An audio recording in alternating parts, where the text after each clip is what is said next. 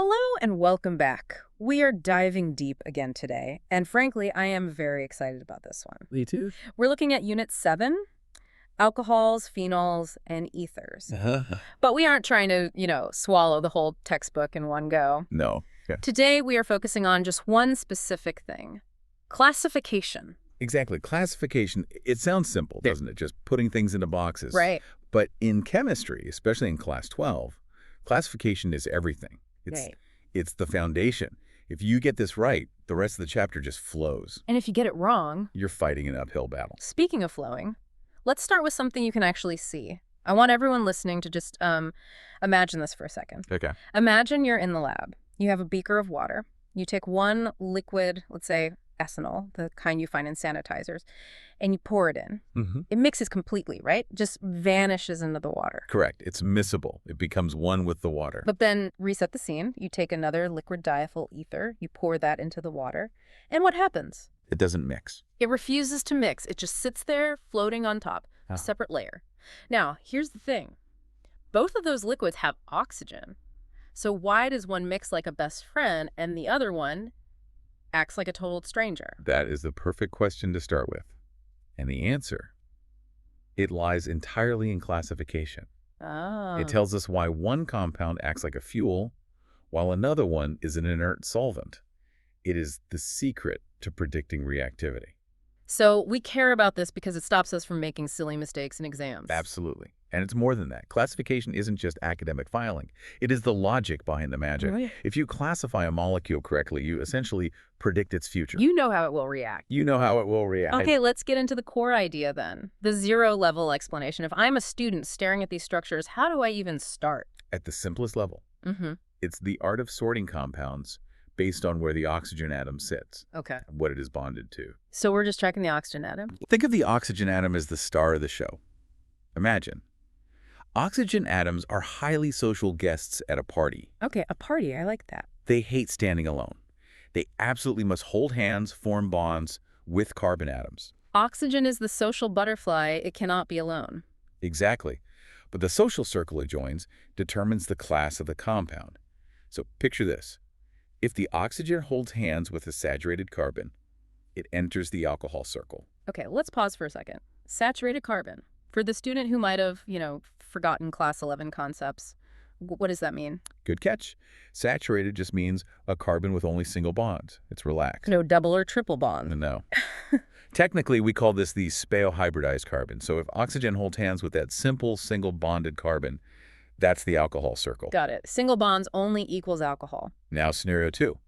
If that same oxygen decides to hold hands with a benzene ring directly, it enters the phenol circle. Ah, the benzene ring. That six-sided ring we draw all the time. Yes, that hexagonal ring with the alternating double bonds, it's an aromatic system. If the oxygen touches that ring directly, it becomes a phenol. And the third one. Thirdly, if the oxygen holds hands with two carbons at once, like it's standing in between them, it enters the ether circle. So let me just recap to make sure I have this straight. Alcohol is oxygen holding one saturated carbon. Correct. Phenol is oxygen holding a benzene ring Directly. And ether is oxygen holding two carbons at once. Precisely. Mm-hmm. And if we look at what's really happening at the particle level, in alcohols, the oxygen is on that saturated carbon. The bond is polarized. Meaning there's a charge difference? Yes. And the hydrogen on that oxygen is free for bonding. That's why it's reactive in a certain way. And phenols. In phenols, the oxygen is directly on the benzene ring. This is so crucial. The ring has these special delocalized electrons, and they change the oxygen's behavior completely. And ethers. In ethers, the oxygen is just a bridge. It is sandwiched between two carbons. It's just electrons are kind of buried. So if I had to write down a definition for my exam, an anchor definition to keep me safe, what would that be? Okay, write this down mentally. Alcohols have an AOH group bonded to a saturated carbon. Saturated carbon. Phenols have an OH group bonded directly to a benzene ring. Directly to the ring. And ethers have an O atom bonded to two carbon atoms. COC. That seems clear, but I know students get confused. I mean, I would. Alcohols have OH, phenols have OH. They look so similar. That is the biggest misunderstanding trigger in this entire unit. Students get confused between alcohols and phenols because they both have that OH, the hydroxyl group. So what's the fix? You must clarify this in your head. The key is checking the carbon it's attached to. Ask yourself, is the carbon saturated? Then it's an alcohol. Or is the carbon aromatic part of a benzene ring?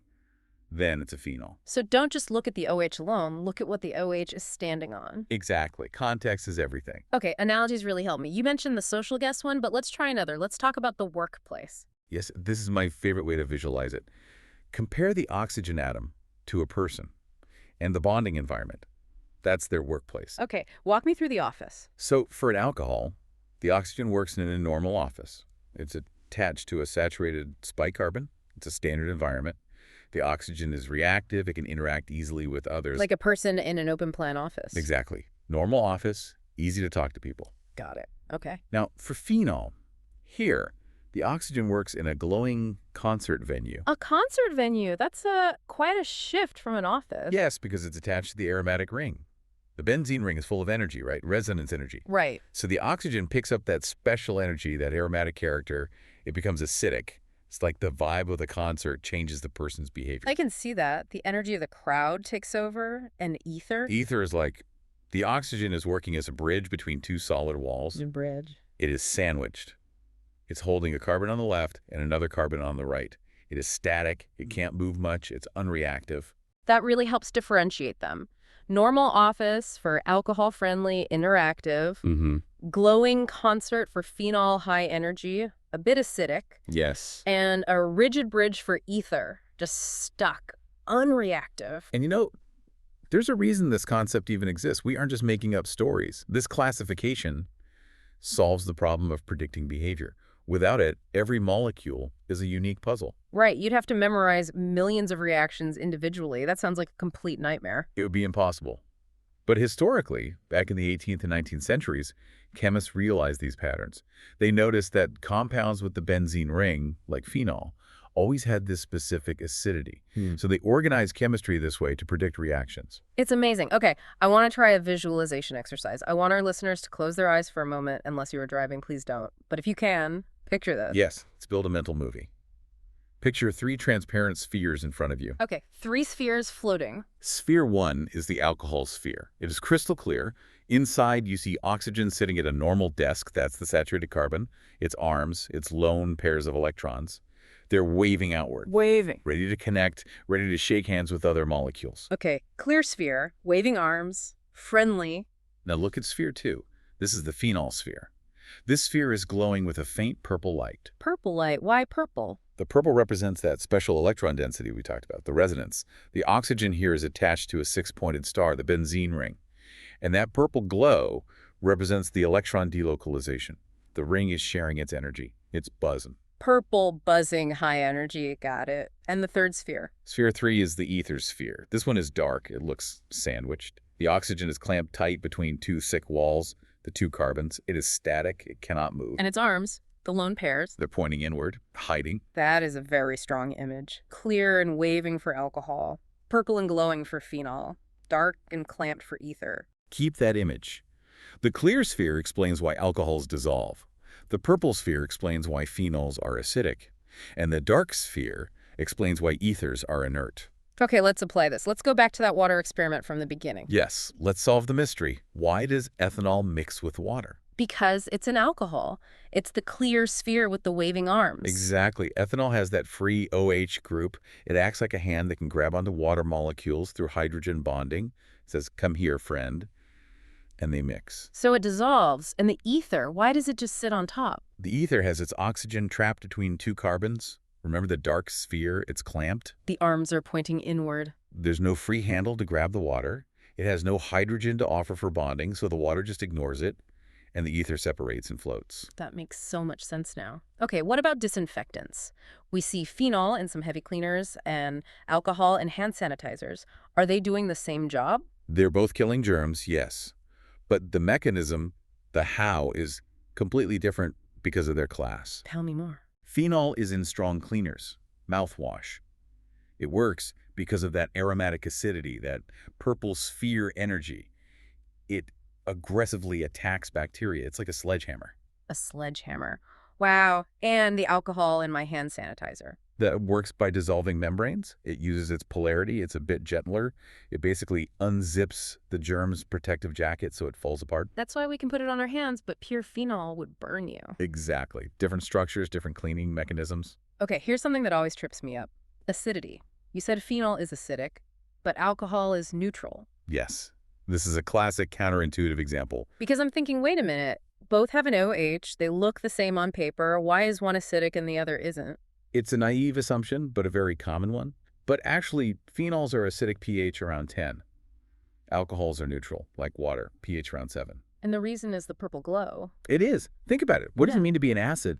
You have to be willing to give away your hydrogen ion. Now, in phenol, when it gives away that hydrogen, it's left with a negative charge on the oxygen. Normally, oxygen hates that. It's a heavy burden. Right. But the benzene ring, the purple glow, says, don't worry, I'll help you carry it. It acts like a charge sponge. Charged sponge, I love that! The glow spreads out the charge, making the whole thing stable. So phenol is happy to let the hydrogen go. And alcohol. In alcohol, the saturated carbon, the normal office desk, it can't do that. It doesn't have a sponge. So if alcohol gives away the hydrogen, the oxygen is stuck holding that heavy charge all alone. It doesn't like that. It doesn't. So it holds onto its hydrogen very tightly. It stays neutral. That is so clear. The ring shares the burden, so the hydrogen can leave. The saturated carbon doesn't share, so the hydrogen stays. Perfect. That's the core logic. Okay, we are getting close to the end. We need some exam-safe clarity lines. The takeaways you need printed in your brain for the exam hall. Okay, let's do them. Clarity check 1. An alcohol always has its SO attached to a saturated carbon and SPO carbon, never directly to a benzene ring. Never to the ring. Got it. Clarity check 2. This is the big one. A phenol has the echo H attached directly to the benzene ring. This is what makes it acidic. If there is even one carbon between the ring and the echo H. Wait, explain that. What if there's a carbon in between? So imagine a benzene ring, then a CH row, and then the OH attached to that CH. It looks a bit like a phenol. Because there's a ring. But the OH is not touching the ring, it is touching a saturated CH. The charge sponge effect is blocked. So it's not a phenol. It is not a phenol. Yeah. That is an alcohol. It's called benzylic alcohol. It is neutral. Students lose marks on this every single year. The connection must be direct. Direct connection is key. Okay, what's next? Clarity check 3. An ether has oxygen bonded to 2 carbons. And the key part for properties is that the lone pairs point inward. They can't donate hydrogen bonds. That's why they don't dissolve well in water. Lone pairs point inward. Okay. And clarity check 4. This is the ultimate exam check. When you see a structure, ask yourself this one question. Is the oxygen bonded to a saturated carbon, an aromatic carbon, or 2 carbons? That's the golden rule. Saturated, aromatic, or 2 carbons. Ask that, and you will never classify it wrong. Let's wrap this up with a short summary then. We've covered a lot. We have. Let's recap. The core idea. Classification depends entirely on the carbon environment. And we have our mental images. The clear sphere for alcohol on a saturated carbon. The purple glowing sphere for phenol on an aromatic ring. And the sandwich bridge for ether. Right. And remember the example. Why ether floats on water while ethanol mixes. The ether's oxygen is trapped. Ethanol's is free. And finally, the mnemonic. If you need to write it on a sticky note for revision, Yes. remember SAE, saturated for alcohol, aromatic for phenol, ether for the bridge between 2 carbons. SAE, saturated aromatic ether. Simple. It is. And I really want to encourage every student listening. Mastering this makes the rest of organic chemistry logical, not just memorization. It stops being about random reactions and starts being about understanding the personality of the molecule. If you know the class, you know the reaction. That's a great thought to end on. Thank you so much for breaking this all down. My pleasure. Keep learning. And for you listening, try this today. Look at a bottle of sanitizer or a cleaning product. See if you can spot the names ethanol, phenol. Visualize those spheres. See the chemistry in the real world. Until next time, keep diving deep.